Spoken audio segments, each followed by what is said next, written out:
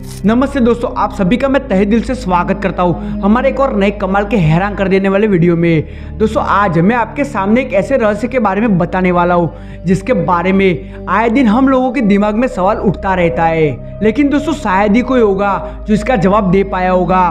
दोस्तों सवाल है पुनर्जन्म का। क्या दोस्तों पुनर्जन्म पॉसिबल है या नहीं, उसके बारे में जानने से पहले दोस्तों हम सभी को जानना जरूरी है कि पुनर्जन्म चीज क्या है और जो पुनर्जन्म का शब्द है उसका अर्थ क्या होता है।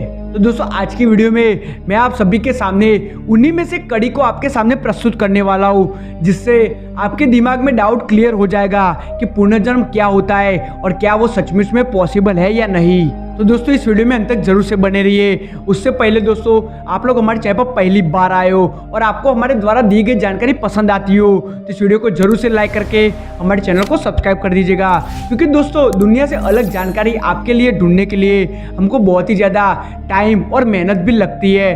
तो चलिए दोस्तों शुरुआत करते हैं। दोस्तों पुनर्जन्म के बारे में जानने से पहले हमको आत्मा क्या होती है उसके बारे में जानना जरूरी है। दोस्तों आत्मा एक शक्ति होती है जो हर किसी जीवात्मा में मौजूद होती है। जब भी किसी व्यक्ति की मृत्यु हो जाती है तब वो आत्मा उसी शरीर में से निकलकर दूसरे शरीर में ट्रांसफर हो जाती है और उसी शक्ति के कारण इंसान जीवित रहता है। दोस्तों आत्मा होती है ये बात विज्ञान ने भी मान ली है, क्योंकि पिछले कई सारे समय में ऐसी कई सारी रिसर्च हुई जिसमें प्रूव होता है कि आत्मा हर एक जीवात्मा में मौजूद होती है, जिसका वजन हमारे बॉडी में 21 ग्राम होता है। और जब भी किसी व्यक्ति की मृत्यु हो जाती है तब उसकी शरीर में से 21 ग्राम कम हो जाता है।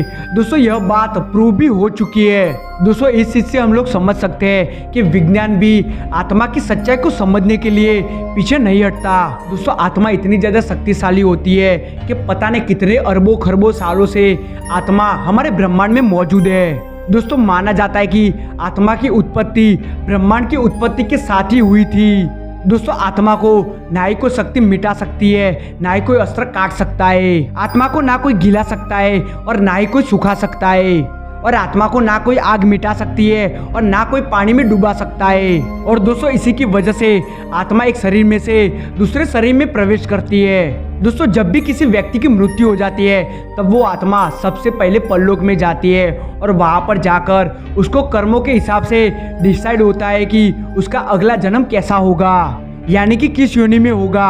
दोस्तों हमारे हिंदू धर्म के अनुसार हर एक जीवात्मा को 84 लाख योनि में से गुजरकर मनुष्य शरीर प्राप्त होता है। और जब वो आत्मा किसी मनुष्य के शरीर में प्रवेश करती है तब वो लगातार 7 बार जन्म लेती है। और जब उसका मनुष्य योनि में 7वीं बार भी उसकी मृत्यु हो जाती है, जिसके बाद वो आत्मा परलोक में जाती है और वहां पर डिसाइड किया जाता है। दोस्तों कहा जाता है कि जब कोई मनुष्य अपने पृथ्वी लोक पर बहुत ही अच्छे पुण्य काम करता है, लोगों की मदद करता है और अपना पूरा जीवन नीति से व्यापन करता है, तो उसका अगला जन्म मनुष्य रूप में नहीं होता है, बल्कि वह एक मोक्ष की तरफ आगे बढ़ता है।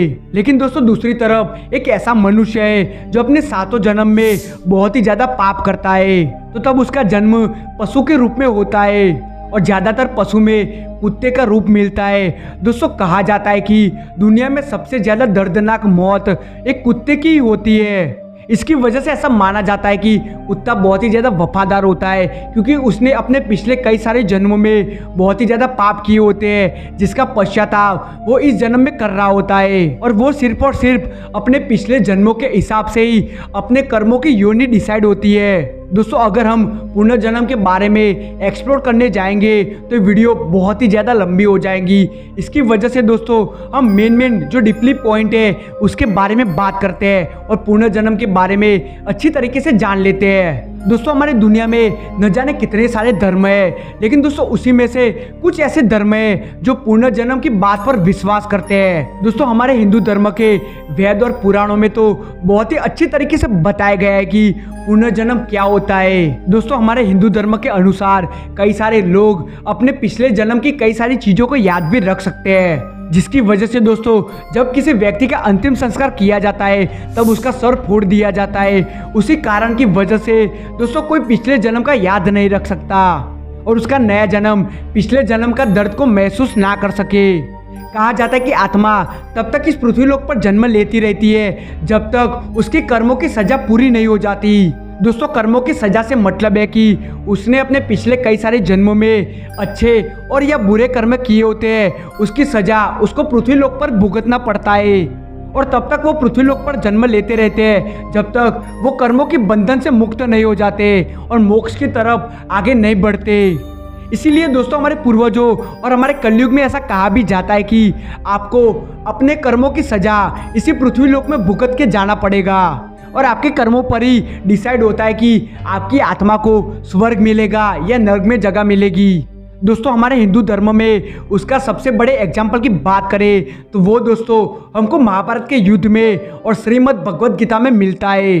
दोस्तों भगवान श्री कृष्ण गीता में कहते हैं कि अगर कोई इंसान बहुत ही अच्छी तरीके से पुण्य काम करता है तो उसको कभी भी किसी भी प्रकार की हानि नहीं पहुंचती और उसको सीधे सीधे वैकुंठ यानी कि मोक्ष की प्राप्ति होती है।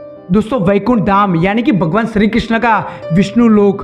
दोस्तों हमारे धर्म के अनुसार हमारे धर्म में 84 लाख योनि होती है, लेकिन जब दोस्तों किसी आत्मा किसी दूसरे शरीर में प्रवेश करती है तब उसमें से सारी चीज़ें मिट जाती है, लेकिन दोस्तों कुछ कुछ केस में वो चीज़ याद भी रह जाती है, यानी कि उसको पिछले जन्म की कुछ चीज़ें याद रह जाती है। दोस्तों आए दिन कई सारे किस्से हम सभी के सामने आते हैं जिसमें साबित होता है कि पुनर्जन्म होता है और बहुत ही कम लोगों को उसके पिछले जन्म की चीजें याद रहती है। दोस्तों ऐसी चीज तब भी हो सकती है जब उसके पिछले जन्म के कुछ पाप अधूरे रह गए हो। दोस्तों महाभारत के अनुसार भीष्म पितामह बहुत ही अच्छी पुण्य आत्मा थे जिसकी वजह से उनको पिछले 6 जन्म का सब कुछ याद था, लेकिन दोस्तों उनको सिर्फ अपने पिछले जन्म की कुछ चीजें याद नहीं थी। दोस्तों बात तब की है जब भीष्म पितामह अपने आखिरी समय पर बाणों की सैया पर लेटे हुए थे। तब वो भगवान श्री कृष्ण से पूछते हैं कि ऐसी मेरी तो क्या गलती थी जिसकी वजह से मुझे अपने आखिरी समय पर